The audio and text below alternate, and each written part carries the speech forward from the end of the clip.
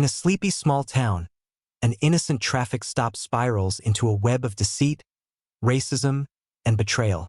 When undercover agent Ariel Nielsen is falsely arrested, she uncovers a conspiracy that reaches far beyond two rogue cops. Can she bring them to justice before it's too late? The sun dipped low on the horizon, casting long shadows across the narrow roads of Maplewood. Ariel Nielsen gripped the steering wheel of her black sedan, her knuckles relaxed but her eyes sharp, scanning the quiet streets with practiced precision. She had spent years perfecting the art of blending in, of becoming invisible when necessary, and tonight was no exception. Her mission, tracking a suspected cybercriminal operating out of this sleepy town, required subtlety. But subtlety wasn't always enough. A flicker of red and blue lights erupted in her rearview mirror, slicing through the calm like a knife. Ariel's jaw tightened ever so slightly, though her expression remained neutral. She slowed the car and pulled over to the shoulder, her mind already racing. She hadn't been speeding, hadn't crossed any lines, and yet here they were. Two squad cars rolled up behind her, their headlights glaring into her mirrors like accusatory eyes. The first officer approached, a tall man with broad shoulders and an air of casual arrogance. His badge read, O'Donnell. Beside him, another officer lingered near the second car, his stance more guarded but equally suspicious. O'Donnell tapped on her window with the back of his hand, his movements deliberate, almost theatrical. Ariel lowered the glass, meeting his gaze with steady composure. "License and registration," he said, his tone clipped, dismissive. There was something in his voice, a faint edge that hinted at more than routine procedure.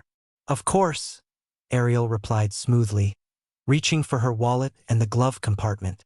She handed over the requested documents, watching as O'Donnell glanced at them briefly before stepping back to confer with his partner. Their voices were low, but Ariel caught fragments of their conversation. "Fits the profile? Worth checking? You never know." Her pulse quickened, not from fear but from recognition. This wasn't random. Couldn't be. In all her years working undercover, she'd seen this pattern too many times. Black drivers stopped without cause, subjected to invasive searches under flimsy pretenses. And now, it seemed, she was living it herself. O'Donnell returned, his demeanor shifting subtly. Gone was the veneer of professionalism. Instead, there was a predatory gleam in his eye. "Step out of the vehicle, ma'am," he instructed, his voice firmer now, carrying an unspoken threat. Ariel complied, her movements deliberate, unhurried. She knew better than to argue, better than to give them even the slightest excuse to escalate things further. As she stood beside her car, hands visible, O'Donnell began circling her like a hawk sizing up its prey. He shone his flashlight into the interior, scrutinizing every inch, the seats, the dashboard, the trunk. Then came the inevitable question. "What brings you to Maplewood?" he asked, his tone deceptively casual. "I'm visiting family," Ariel lied effortlessly, her voice calm, measured. "Is there a problem, officer?" He didn't answer immediately, instead exchanging a glance with his partner, Miller, who had joined them by now. Something passed between them, an unspoken agreement, a shared understanding. Without warning, O'Donnell gestured toward the back seat. "Mind if we take a closer look?" Ariel hesitated for the briefest moment, then nodded. "Go ahead." The search was thorough, invasive. They rifled through her belongings, pulling out items with unnecessary force. A laptop, a notebook, a spare phone, all meticulously cataloged and examined. Ariel watched silently, her mind working furiously. These men weren't looking for evidence of wrongdoing. They were fishing, hoping to find something, anything, that could justify their actions. And then it happened. O'Donnell held up a small baggie containing an illegal powder, his lips curling into a smirk. Well, what do we have here?" Ariel's stomach dropped, but outwardly, she betrayed nothing. She knew the baggie hadn't been hers. It was planted, a tactic as old as time itself. Still, she played along, feigning shock. "That's not mine," she said firmly, locking eyes with O'Donnell. "You're making a mistake." But O'Donnell wasn't listening. He snapped handcuffs onto her wrists with practiced efficiency, reciting her rights in a monotone voice that suggested he'd done this countless times before. Miller lingered nearby, his expression unreadable, though Ariel noticed the faintest flicker of unease in his eyes. As they led her to the squad car, Ariel allowed herself a single, fleeting moment of anger, not at the situation but at the system that enabled it. She reminded herself why she was here, why she endured moments like this. Justice wasn't just about catching criminals. It was about exposing the rot within institutions meant to protect people. And tonight, whether she liked it or not, she had become part of that exposure. At the station, Ariel was processed mechanically, her fingerprints scanned and her photo taken. She noted every detail, the layout of the building, the names of the officers milling about, the subtle dynamics between them. Even in chains, she remained observant, calculating. This wasn't the end of her mission, it was merely a detour. In a holding cell, alone except for the hum of fluorescent lights overhead, Ariel sat cross-legged on the cold bench, her thoughts turning inward. She thought about the faces she'd seen tonight, the smug confidence of O'Donnell, the quiet hesitation of Miller, and somewhere in the background, a younger officer whose name she hadn't caught. There was something about him, something different. She filed it away, a potential thread to pull later. For now, she waited. Not patiently, but purposefully. Because Ariel Nielsen didn't believe in coincidences, and she certainly didn't believe in giving up. Whatever game these men were playing, she intended to win. The hours passed slowly in the holding cell, each tick of the clock echoing like a heartbeat in the sterile silence. Ariel sat motionless, her posture relaxed but her mind anything but. She had spent years training herself to see patterns where others saw chaos. And now, confined within these cold walls, she began to piece together fragments of information that might otherwise have gone unnoticed. Her first observation came from the voices drifting through the thin walls, snippets of conversation between officers, casual banter laced with undertones of arrogance. One name surfaced repeatedly: Derek O'Donnell. His tone carried authority, but also something else, a subtle cruelty that seemed almost performative, as if he thrived on wielding power over those he deemed inferior. Then there was Luke Miller, quieter, more reserved, yet complicit in his partner's actions. Their dynamic intrigued Ariel. O'Donnell led, Miller followed. But how far would Miller go before questioning the path they were on? As dawn broke, the station stirred to life. Officers moved in and out of the bullpen, some glancing briefly at the cells, others ignoring them entirely. Among them was a young man whose presence caught Ariel's attention. He couldn't have been older than 25, his uniform still crisp, his badge gleaming with the polish of someone new to the job. Larry Torres. That was his name, she learned when another officer called out to him. There was something earnest about him, a flicker of idealism not yet dulled by cynicism or corruption. Larry lingered near the booking desk, flipping through files with an intensity that suggested he wasn't just going through the motions. Occasionally, he glanced toward the cells, his brow furrowed as though wrestling with conflicting thoughts. When their eyes met briefly, Ariel held his gaze, letting curiosity pass between them without words. It was a calculated move, planting a seed of doubt in his mind. If anyone here could become an ally, or at least a loose thread in the tightly woven fabric of this corrupt system, it was him. By mid-morning, Ariel's patience began to bear fruit. An older officer, grizzled and overweight, entered the bullpen carrying a stack of folders. He dropped them onto a nearby table with a grunt, muttering something about routine audits. Larry immediately gravitated toward the pile, sifting through the documents with meticulous care. Ariel strained to listen, catching phrases like traffic stops, probable cause, and minority demographics. Her pulse quickened. These weren't random reports, they were evidence of a pattern, one that stretched back months, perhaps even years. From her vantage point, Ariel watched as Larry's expression shifted from curiosity to unease. He paused on a particular file, his fingers tracing over lines of text. Whatever he'd found troubled him deeply. For a moment, he glanced around the room, ensuring no one was watching, then slipped the document into his jacket pocket. Ariel filed the action away, recognizing it for what it was, the first crack in the armor of complicity. Later that afternoon, Larry made his way to the holding area, clipboard in hand.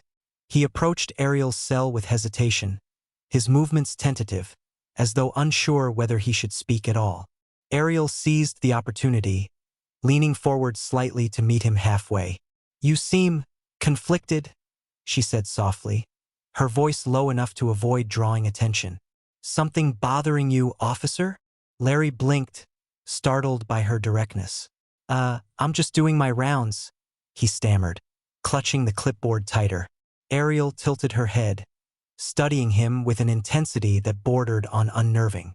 "You don't strike me as the type who enjoys arresting people based on assumptions. Am I wrong?"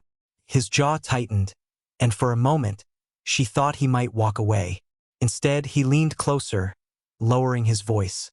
"Look, I don't know who you are or why you're here, but I can tell you're smarter than you let on.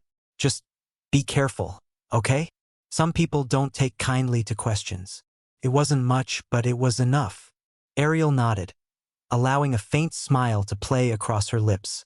"Thanks for the advice, Officer Torres. I'll keep that in mind." As Larry retreated, Ariel felt a surge of satisfaction. She hadn't pushed too hard, hadn't revealed too much.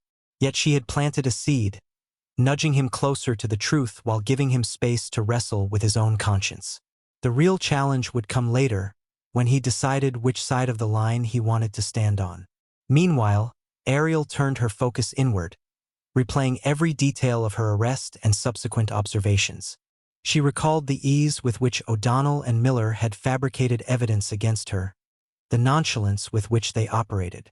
This wasn't isolated misconduct, it was systemic. And if she wanted to dismantle it, she needed proof. Proof that extended beyond her personal experience. Her thoughts drifted to the NSA team monitoring her mission. They would have noticed her prolonged absence by now, possibly even initiated protocols to locate her. But time was of the essence. Every second she remained in this cell was another second O'Donnell and Miller could exploit their positions, targeting others like her. She needed to send a signal, something subtle yet unmistakable. That evening, during a routine check-in, Ariel requested access to the station's restroom. The guard escorting her hesitated but eventually relented, unlocking her cuffs long enough for her to use the facilities. Inside, she scanned the small, tiled room for anything useful. Her eyes landed on the ventilation grate above the sink. With swift precision, she removed a pin from her hair, using it to pry open the grate just wide enough to slip inside a tiny data chip concealed in her pocket. The chip contained encrypted coordinates and a distress signal designed to alert her team without raising suspicion. When she returned to the cell, Ariel allowed herself a small, private victory. Help was coming. But until then, she resolved to continue gathering intel, unraveling the tangled web of corruption one thread at a time. Outside, the world moved on unaware. In the bullpen, Larry sat hunched over his desk, staring at the stolen report. Names blurred together on the page. Names of individuals stopped, searched, arrested, and released without charges. Each entry bore similarities: vague descriptions, flimsy justifications, disproportionate targeting of minorities. The realization hit him like a freight train. This wasn't justice. It was oppression masquerading as law enforcement. For the first time since joining the force, Larry felt the weight of his badge, a reminder of the responsibility he had neglected. He didn't know what to do next, but one thing was certain. He couldn't ignore the truth any longer. The days blurred together in the holding cell, each one marked by the rhythmic hum of fluorescent lights and the distant murmur of voices from beyond the bars. Ariel Nielsen remained patient, her composure unwavering even as the hours stretched into monotony. She knew better than to rush things. Timing was everything when unraveling a web as intricate as this one. But patience didn't mean passivity. Every interaction, every observation, was another piece of the puzzle she carefully assembled in her mind. Larry Torres became a frequent visitor, though his presence was never announced or expected. At first, his visits seemed routine. A clipboard in hand, a few perfunctory questions about her well-being, but Ariel could sense the storm brewing beneath his calm exterior. His eyes betrayed him, darting toward the other officers with a mixture of suspicion and unease. He wasn't just checking on her. He was searching for answers, testing the boundaries of what he dared to question. One afternoon, Larry lingered longer than usual, his voice barely above a whisper. "I've been looking into some discrepancies," he admitted, glancing over his shoulder to ensure no one was listening. "Things don't add up. Not just with you, there are others. People who were stopped, searched, arrested, and then let go without charges. It's like they're fishing, hoping something sticks." Ariel leaned forward slightly, her expression neutral but her tone inviting. "And what do you think that means?" Larry hesitated, his fingers tightening around the edge of the clipboard. "I don't know yet. Maybe I'm reading too much into it." He trailed off, shaking his head. "Maybe there's something bigger going on here. Bigger than two bad cops?" Ariel asked pointedly, her gaze steady. The question hung in the air between them, heavy with implication. Larry didn't respond immediately, but the flicker of doubt in his eyes told Ariel everything she needed to know. The seed she had planted was taking root, growing into something that might soon demand action. Elsewhere in the station, Derek O'Donnell and Luke Miller carried on as if nothing were amiss. They laughed loudly during coffee breaks, their camaraderie masking the tension simmering beneath the surface. But Ariel noticed subtle shifts in their behavior. Glances exchanged when Larry walked by, muttered comments dismissed as jokes. O'Donnell, in particular, seemed increasingly agitated, his arrogance giving way to paranoia. He barked orders more sharply, his movements jerky and impatient. Something was getting under his skin. It wasn't long before Ariel discovered what that something was. During another routine check-in, Larry slipped her a folded piece of paper, his hands trembling slightly as he passed it through the bars. "Be careful," he whispered before walking away. Inside the note was a list of names, individuals who had been targeted by O'Donnell and Miller over the past year. Beside each name were details, dates, locations, fabricated charges, and outcomes. Some cases ended in arrests, others fizzled out without explanation. What united them all was the pattern, systematic targeting of minorities, often under dubious pretenses. Ariel studied the list intently, committing every detail to memory. This was the evidence she needed, not just to expose O'Donnell and Miller, but to shine a light on the rot infecting the entire department. But exposing corruption required allies, and Larry was proving to be an unexpected but crucial one. Still, she couldn't rely solely on him. Time was running out, and she needed to act decisively. That night, under the cover of darkness, Ariel activated the distress signal hidden in the ventilation grate.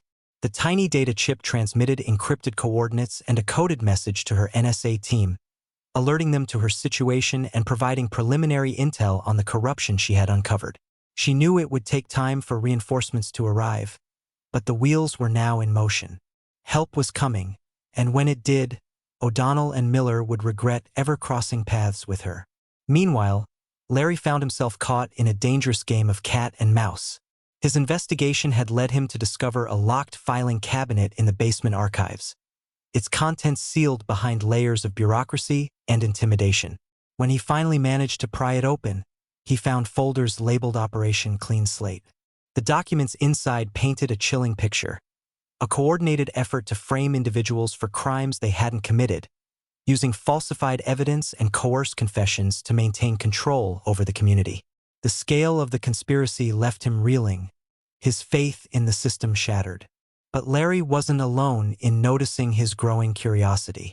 One evening, as he pored over the files in an empty interrogation room, the door creaked open. O'Donnell stood in the doorway, his silhouette framed by the dim hallway light. His expression was unreadable, but the tension in his posture spoke volumes. "What are you doing down here, rookie?" O'Donnell asked, his tone deceptively casual. Larry froze, his heart pounding in his chest. He quickly closed the folder and stood, forcing a smile. "Just reviewing some old cases, trying to learn the ropes." O'Donnell stepped closer, his gaze narrowing. "You've been asking a lot of questions lately, about people who don't matter anymore. His voice dropped, cold and menacing. Curiosity can get you into trouble, kid. Best to focus on your own business. The warning was clear, but Larry refused to back down. If there's nothing to hide, then why does it feel like everyone's so afraid to talk? For a moment, O'Donnell said nothing, his silence more threatening than any words could be. Then, with a dismissive wave, he turned and left, leaving Larry alone with the weight of his discovery. The encounter only strengthened his resolve. Whatever fear he felt was outweighed by the knowledge that staying silent meant complicity. Back in the holding cell, Ariel continued to observe, to wait. She saw the cracks forming, not just in the foundation of the corrupt system but within the individuals tasked with upholding it. Larry's transformation was palpable, his idealism tempered by outrage and determination. Even Miller, usually content to follow O'Donnell's lead, seemed uneasy, his loyalty wavering under the strain of guilt and uncertainty. Ariel knew the tipping point was near. The threads she had pulled were beginning to unravel, revealing the tangled mess beneath. All it would take was one decisive move, one spark to ignite the fire. And when that moment came, she would be ready. The arrival of the NSA team was as subtle as a storm brewing on the horizon. At first, there were no flashing lights or dramatic entrances, just a black SUV pulling into the station's parking lot at dawn, its windows tinted and its occupants silent. Agent Fred Hall stepped out, his tailored suit and polished demeanor blending seamlessly with the facade of federal auditors conducting routine inspections. Behind him, two other agents carried briefcases filled with equipment designed to extract every secret hidden within the precinct's walls. Inside, the atmosphere shifted almost imperceptibly. Officers exchanged wary glances as Hall introduced himself to the desk sergeant, his voice calm but carrying an unspoken authority. "We're here to review departmental procedures," he explained, flashing credentials that silenced any objections before they could form. "Standard protocol." Ariel watched from her cell, her lips curling into the faintest hint of a smile. The signal had been received, and now the wheels of justice were turning. She didn't know exactly how long it would take for Hall to connect the dots, but she trusted the process. For now, her role was simple: observe, wait, and ensure Larry stayed on course. Larry, for his part, was struggling to maintain his composure. He had spent the previous night poring over the Operation Clean Slate files, piecing together a timeline of corruption that stretched back years. Each revelation chipped away at his faith in the badge he wore, leaving behind a hollow ache where pride once resided. When Hall approached him later that morning, clipboard in hand, Larry hesitated only briefly before deciding to take the leap. "Agent Hall," he began, his voice low but steady. "There's something you need to see." Hall raised an eyebrow, intrigued. "And what might that be?" Larry led him to the basement archives, unlocking the filing cabinet with trembling hands. As Hall flipped through the documents, his expression remained impassive, though Ariel could imagine the gears turning in his mind. When he finally spoke, his tone was measured but laced with urgency. "You've done good work, Officer Torres. Now let me handle the rest." With that, Hall signaled to his team, who began setting up laptops and scanners in a nearby conference room. Within hours, they had accessed the precinct's internal servers, uncovering a trove of encrypted emails and financial records linking O'Donnell and Miller to a network of bribes, illegal seizures, and coerced confessions. It wasn't just about targeting minorities, it was about profit, power, and control. Meanwhile, tensions within the station reached a boiling point. O'Donnell sensed the shift immediately, his paranoia escalating with each passing hour. He cornered Miller in the break room, his voice a venomous whisper. "Something's off. Those feds are poking around where they don't belong. We need to clean house now." Miller hesitated, his usual deference wavering under the weight of guilt. "We should lay low for a while. Let things blow over." "Lay low?"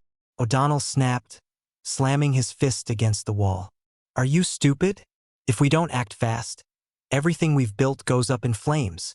Their argument was interrupted by the sudden appearance of Hall, flanked by two agents.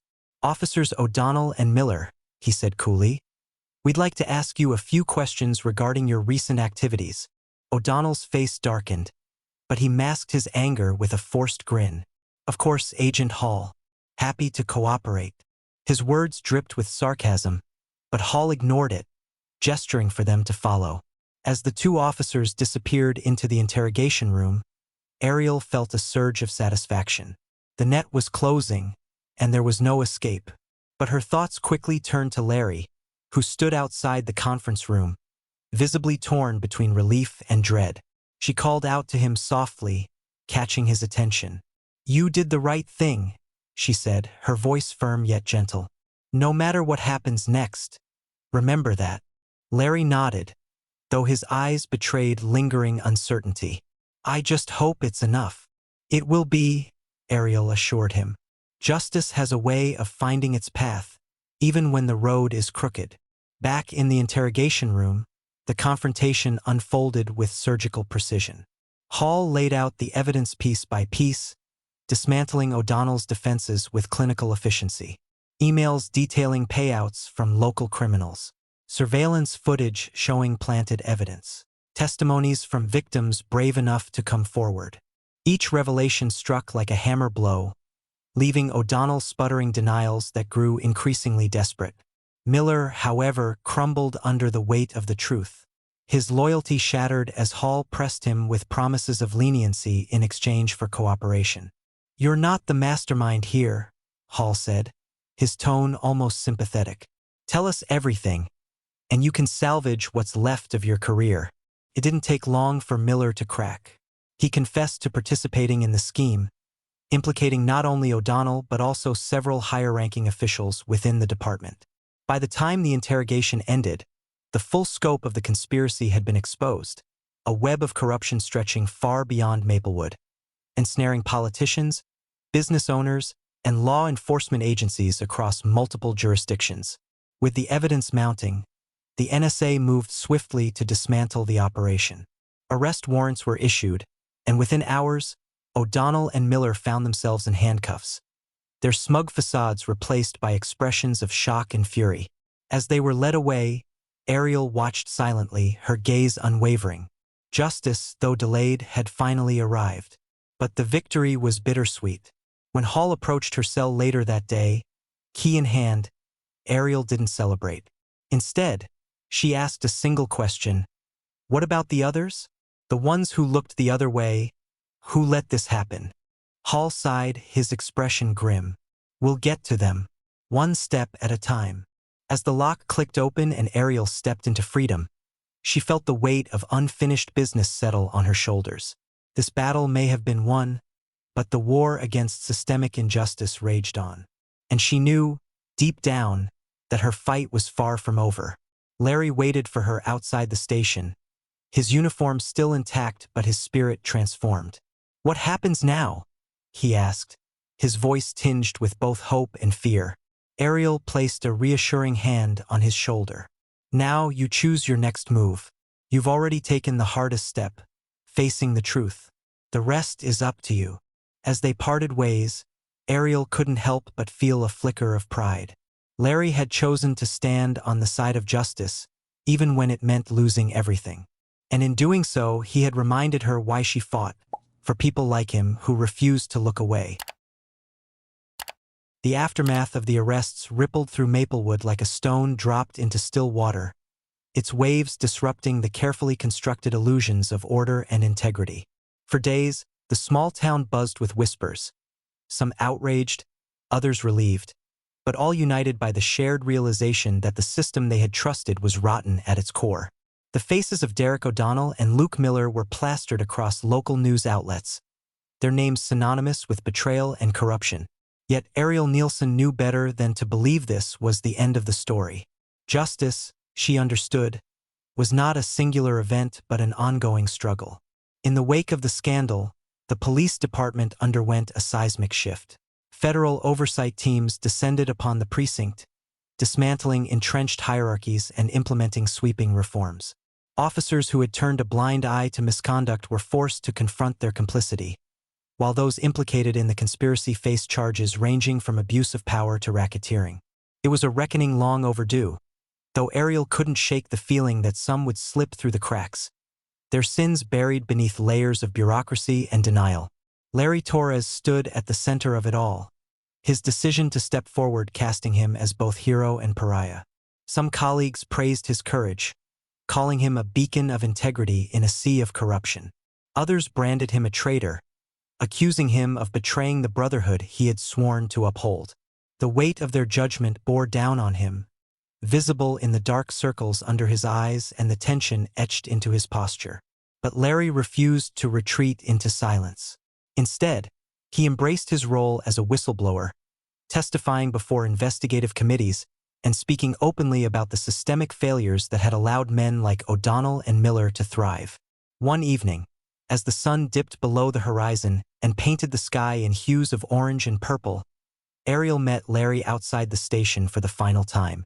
She had shed her prisoner's uniform, now dressed in civilian clothes that marked her return to anonymity.